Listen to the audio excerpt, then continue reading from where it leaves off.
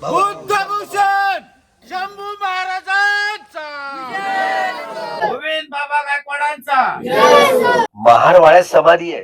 भंती जी के हाथों से यहाँ पर उद्घाटन हो चुका है धर्मवीर छत्रपति श्री संभाजी महाराज समाधि स्थल। छत्रपति संभाजी महाराज की जय।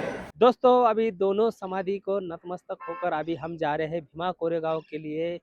सभी को मेरा क्रांतिकारी जय भीम नमो बुद्धाय। दोस्तों आज मैं यहाँ पर इस वडू बुद्रुक इस विलेज में हूँ। संभाजी राजे की यहाँ पर समाधि है। यहाँ पर समाधि स्थल पे हम आए हैं इस वडू गांव में। देखो ये समाधि स्थल है और यहाँ पर हमारी धम्म पद यात्रा यहाँ पर आई है। भंते जी के साथ मैं आया हूँ यहाँ पर और इस विलेज के लोग हैं यहाँ पर और मैं आपको ये समाधि दिखा रहा हूँ। यहाँ पर धर्मवीर छत्रपति श्री संभाजी महाराज समाधि स्थल।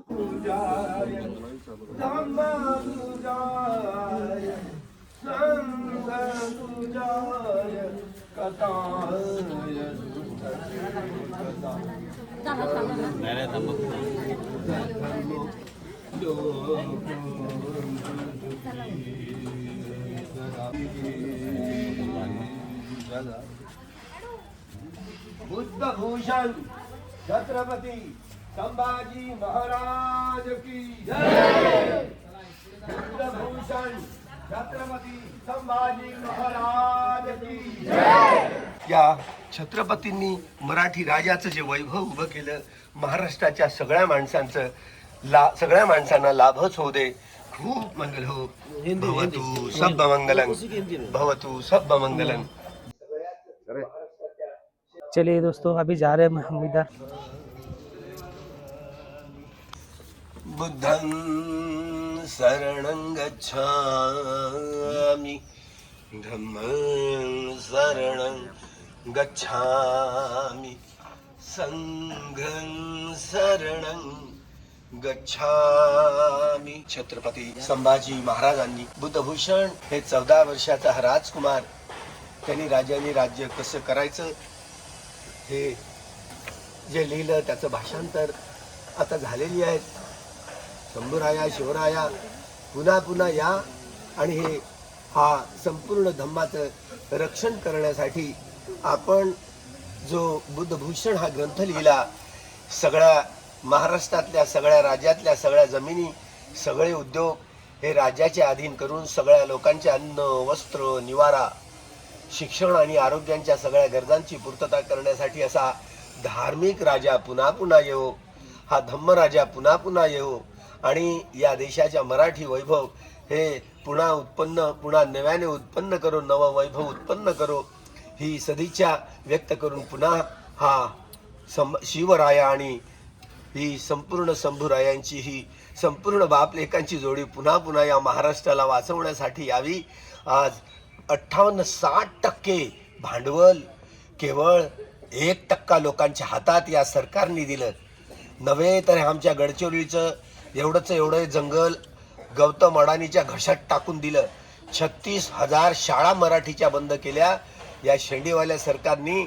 ऐका शंभू महाराजा शिवाजी महाराजा खूप जागा पुन्हा नवा हा स्वतंत्र शोषणहीन दुःखहीन महाराष्ट्र निर्माण करण्याची ही बुद्धी या सरकारमध्ये येऊ दे आणि सारं एवढं मोठं प्रायव्हेटायझेशन करून आज 60% केवळ भांडवल ह्या अडाणीच्या आणि अंबानीच्या घशात टाकून महाराष्ट्राच्या जनतेच्या पाठीत खंजीर खुपसला। महाराजा आपण जागृत व्हा आणि पुन्हा पुन्हा या देशातल्या हे सत्ताधारी लोक या संपूर्ण मराठभोळ्या माणसांना लुटत आहेत, हे लुटण्याचं धोरण बंद करा, त्यांच्या बुद्धी येऊ दे, सरकार बदलू दे।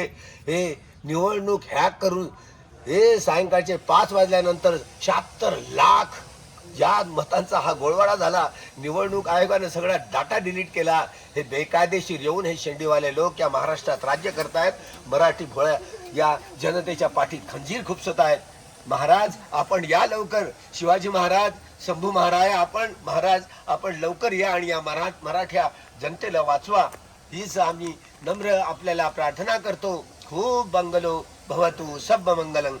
बुद्धभूषण शंभू महाराजांचा, बुद्धभूषण शंभू महाराजांचा, बुद्धभूषण शंभू महाराजांचा। बुद्धं शरणं गच्छामि धम्मं शरणं गच्छामि संघं शरणं गच्छामि बुद्धं शरणं गच्छामि धम्मं शरणं गच्छामि संघं शरणं गच्छामि साधू साधू ज्या अंकित केलेल्या या संपूर्ण शिवाजी महाराजांनी 5 माणसं सुज्ञ माणसं लंकेला पाठवली. ही लिपी इथली अक्षर समजत नाही आणि ती 5ही माणसं लंकेला गेल्यानंतर ती परत आलीच नाही. मोरोपंत पिंगळ्यांनी काय केलं माहिती आहे त्या 5 माणसाचं माहितीच नाही. जर ती 5 माणसं आली असती तर शिवाजी राजांनी हे मोठं वैभव उभं केलं असतं.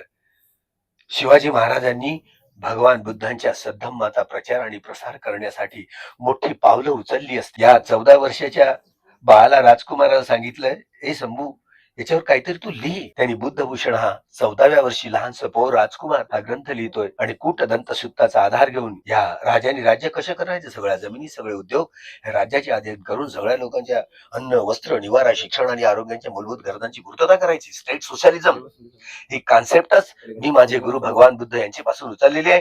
या बुद्धभूषणचा आधार घेऊन डॉक्टर बाबासाहेब आंबेडकरांनी या देशाला जे संविधान दिलं हे मनुस्मृतीचा हा कायदा जाळून टाकून भगवान बुद्धांचं जनतंत्र भगवान बुद्धांची लोकशाही या देशाला अर्पण केली. 1 जानेवारी 1818ला जो हादसा झाला तो पेशव्यांच्या विरुद्ध हा स्वाभिमानाचं हे युद्ध लढलं गेलं. न्याय स्वातंत्र्य समता आणि बंधुभाव प्रस्थापित करण्यासाठीचं युद्ध लढलं गेलं. हे केवळ डॉक्टर बाबासाहेब आंबेडकरांनाच कळलं, जगातल्या कुठल्याही इतिहासकारांना नाही कळलं. त्यामुळे ही केवळ ती गळ्यातली गाडगी आणि कमरेचा झाडू काढून टाकण्यासाठीच हे युद्ध होतं. किती समजावणार. ज्या लढाईत एकीकडे 30,000 पेशव्यांचं सैन्य, दुसरीकडे 500 महार सैनिक, प्रत्यक्ष त्या जवळ 800 होते 850 होते पण बाकी इतर होते घोडदौडेवाले. पण ते हातात हतियार घेऊन शस्त्र घेऊन हीच आपली मंडळी होती. ज्यावेळेला मैदानावरची जी लढाई झाली एका महार सैनिकाच्या वाट्याला 56 आलं. लगा तुझ्यासारखे 56 पाहिले रे म्हणतो ते ही म्हणच त्या ठिकाणी उत्पन्न झाली. ही शूरवीरांची लढाई. टॉटन असं लिहितो की आम्ही जगावर राज्य केलं पण एवढी खऱ्या अर्थानं पतन पेशव्यांचं हे भीमा कोरेगावलाच झालं. असं लिहितोय आम्ही एवढ्या जगावर राज्य केलं पण एवढे शूरवीर आम्ही जगात पाहिले नाही. यांनी जर ठरवलं ना साऱ्या जगावर आक्रमण करून हे लोक जगाचे राजे होऊ शकतात. हे खरं आहे.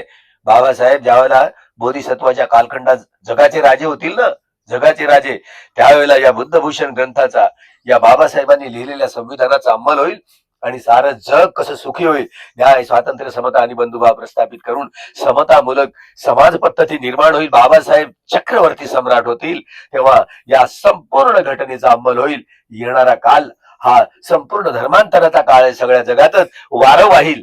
सगळ्या जगाला युद्धाची नाही तर युद्धांनी नाही तर बुद्धांनी सद्धम्माचं, या सद्धम्मानी बुद्धाच्या सद्धम्मानी जगाचं मानवी समाजाचं कल्याण होणार आहे. जगाला युद्धाची गरज नाही, जगाला बुद्धाची गरज आहे.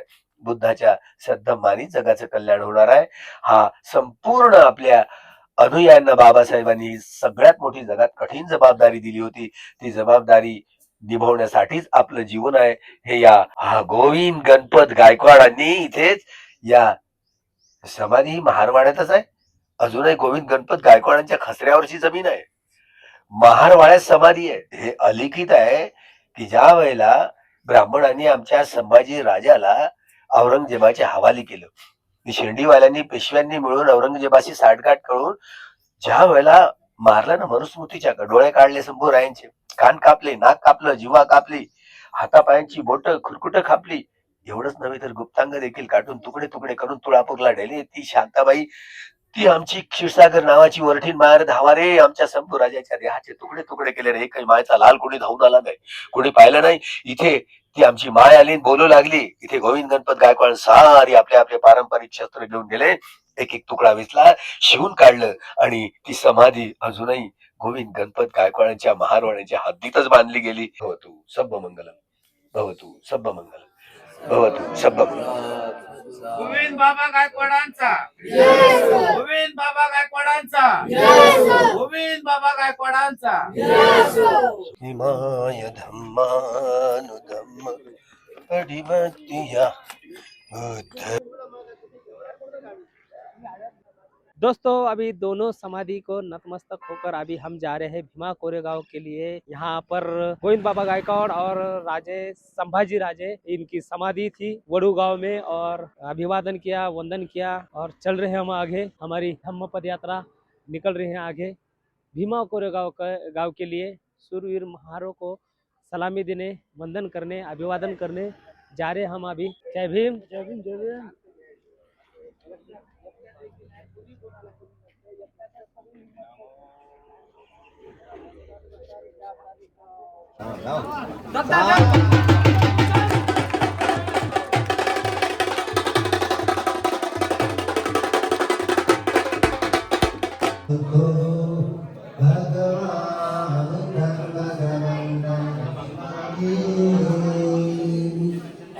दोस्तों अभी वडू गांव से हम सीधा अभी यहाँ आ गए हम भीमा कोरेगांव, राजश्री छत्रपति शाहू महाराज नगर। यहाँ पर ये बुद्ध विहार है, महामानव डॉक्टर बाबा साहब अम्बेडकर भवन।